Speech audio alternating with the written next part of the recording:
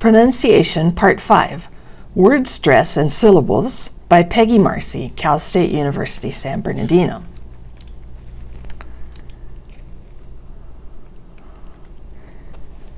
Syllabus, banana, kangaroo.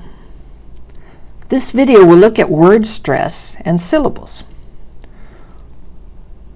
Word stress is indicated by through clear vowel sounds, sometimes consonants also, pitch changes, meaning a rising or falling of voice, and duration of a syllable.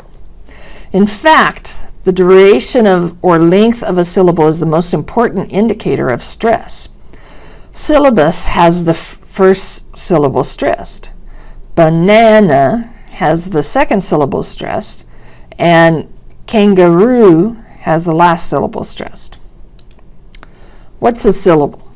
All English words are made up of one or more syllables. In English, they consist of at least a vowel sound, such as the article a, and usually they have vowels and consonant sounds like na in the word banana. In English, when 2 or 3 consonants are together, they just create one sound and need a vowel sound with them to create a syllable. By the way, I'm talking about sounds right now and not letters of the alphabet. The letter Y is often considered a consonant, but it usually sounds like a vowel.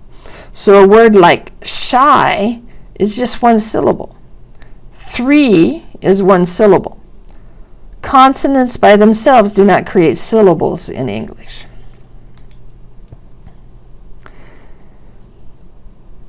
The pronunciation of syllables results in musical beats. So one way to find a syllable is to see how many times you can clap your hands during the word. Awareness of syllables is essential to good pronunciation and will improve listening skills. How many syllables do you hear in the phrase planned a garden? Planned a garden. Planned may look like it has 2 syllables, but it's not planned, it's planned, which is maybe a long beat, but still only one beat. Compare that to planted a garden. Planted definitely has 2 syllables. What about Miss Smith and Mrs. Smith? Miss Smith and Mrs. Smith. Or just find the answer. Sorry, I stopped clapping too soon. Just find the answer and justify the answer. Turn around and turned it around.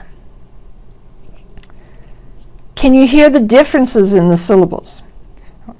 Usually the syllables are more important to meaning than the actual sounds. So English speakers will interpret what they hear based upon the number of syllables first and then what it sounded like. That means that syllables should be clearly taught when we are teaching vocabulary. Stress. Okay, so now that we can identify syllables in a word, we need to know which syllable to stress. Word stress affects the pronunciation of the word.